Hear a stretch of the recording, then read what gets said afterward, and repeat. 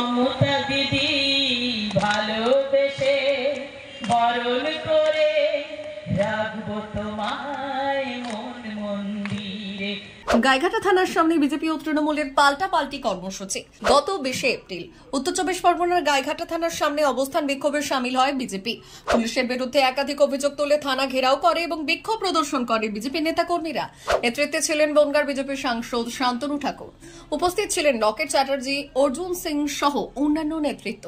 বিজেপির দাবি, গাইঘাটা থানার পুলিশ নিরপেক্ষভাবে কাজ করছে না এবং বিজেপি কর্মীদের উদ্দেশ্যমূলকভাবে হেনস্থা করা হচ্ছে।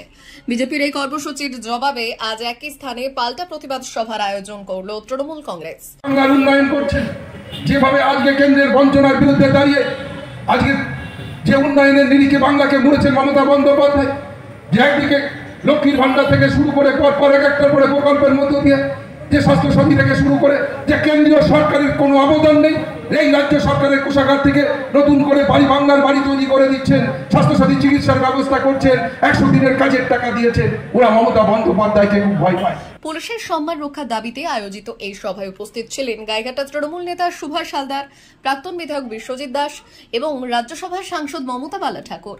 সভায় তৃণমূল নেতারা বিজেপির বিরুদ্ধে পুলিশ অপমানের রাজনীতি করার অভিযোগ তোলেন।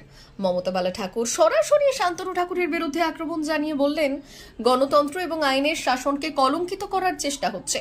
গাইঘাটার মানুষ এর যোগ্য জবাব দেবে।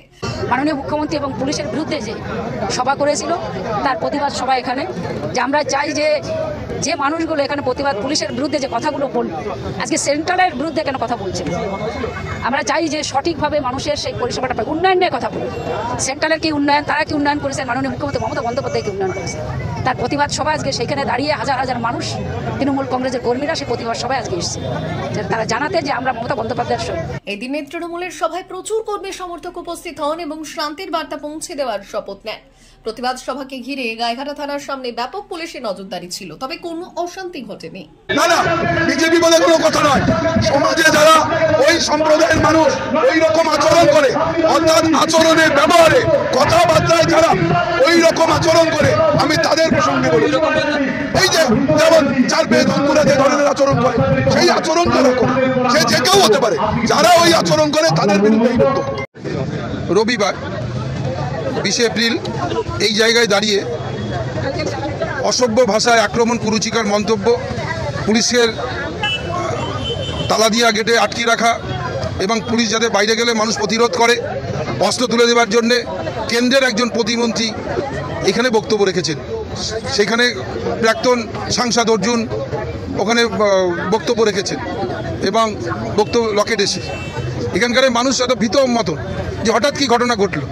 মার্ভেলাস কম্বাইন্ড কোচিং সেন্টার, বকচড়া, নহাটার মোড় ও বনগাঁও ব্রাঞ্চ সরকারি চাকরির জগতে সেরা কোচিং সেন্টার, যেখানে বিভিন্ন চাকরির পরীক্ষার কোচিং দেওয়া হয়, যেমন Paschimbanga police, Kolkata police, rail, excise constable, RPF, SSD, GD, PSC বিভিন্ন চাকরির কোচিং দেওয়া হয়।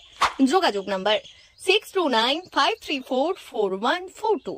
এখনো পর্যন্ত এখান থেকে 160 জন ছেলে মেয়ে তারও বেশি সফল হয়েছে। Teacher Prabhas Ghosh. Bureau report, Bhuban Gram সংবাদ।